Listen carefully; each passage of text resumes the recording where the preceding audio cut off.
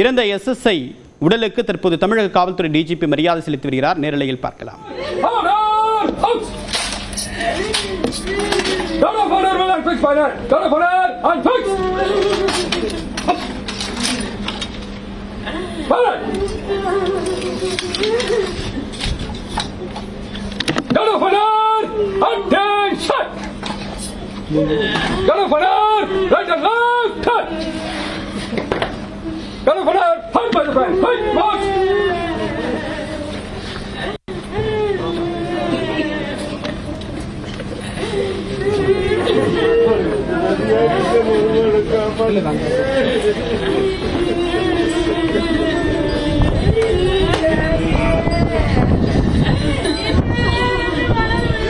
கூடுதல் விவரங்களை நிகரான் செய்தியாளர் பாலாஜி விவரம் என்ன? தேவப்பிரியன், அதாவது உடுமலை குடிமங்கலம் சிக்கனத்தூர் பகுதியில் எஸ்எஸ்ஐ சண்முகவேல் கொல்லப்பட்ட சம்பவத்தில் அவருக்கு உடனடியாக தமிழக அரசு 1 கோடி ரூபாய் நிவாரணமானது அறிவித்தது.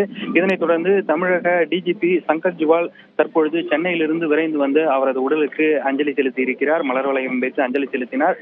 மேலும் அவரது உடலுக்கு அரசு மரியாதை செலுத்தப்படும் எனவும் தெரிவித்திருக்கிறார்.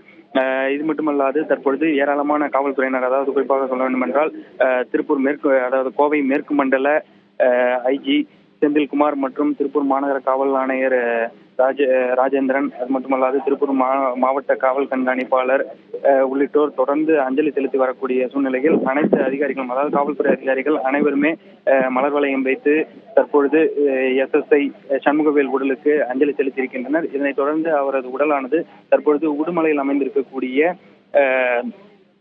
மின் எரிவ தகன மேடையில் தற்பொழுது இவரது உடலானது அடக்கம் செய்யப்பட இருக்கிறது. மேலும் அவருக்கு அரசு மரியாதை செலுத்தப்படவும் இருக்கிறது. தகவலுக்கு நன்றி பாலாஜி.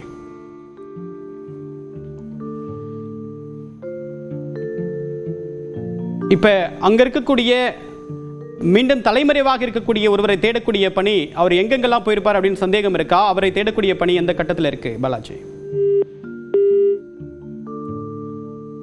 நேற்று இரவு எஸ்எஸ்ஐ சண்முகவேல் அவசர உதவி எண்ணுக்கு வந்த அழைப்பை தொடர்ந்து ஒரு குடும்ப தகராறை தடுக்க முற்பட்டிருக்கிறார். அப்போது அந்த மோதல், குடிபோதையில் இருந்த தந்தை மகன் ஆகிய 3 பேரும் சேர்ந்து எஸ்எஸ்ஐ சண்முகவேலை அரிவாளால் வெட்டி கொலை செய்திருக்கின்றனர். இந்த சம்பவத்தை தொடர்ந்து தலைமறைவாக இருந்த 2 பேர் தற்போது காவல் நிலையத்தில் சரணடைந்திருக்கக்கூடிய நிலையில் மேலும் தலைமறைவாக இருக்கக்கூடிய மற்றொரு மகன் மணிகண்டன் என்பவரை தேடக்கூடிய பணி தீவிரப்படுத்தப்பட்டிருக்கிறது. இந்த மறைவுக்கு, இந்த இறப்புக்கு பல்வேறு தரப்பிலிருந்தும் கடுமையான கண்டனங்கள் பதிவு செய்யப்பட்டு வரக்கூடிய நிலையில் காவல்துறை தரப்பில் அரசு மரியாதையுடன் சண்முகவேல் உடல் இறுதி சடங்கிற்கு தயார் செய்யப்பட்டு வருகிறது. அந்த காட்சிகளை தற்போது பார்த்துக் கொண்டிருக்கிறோம்.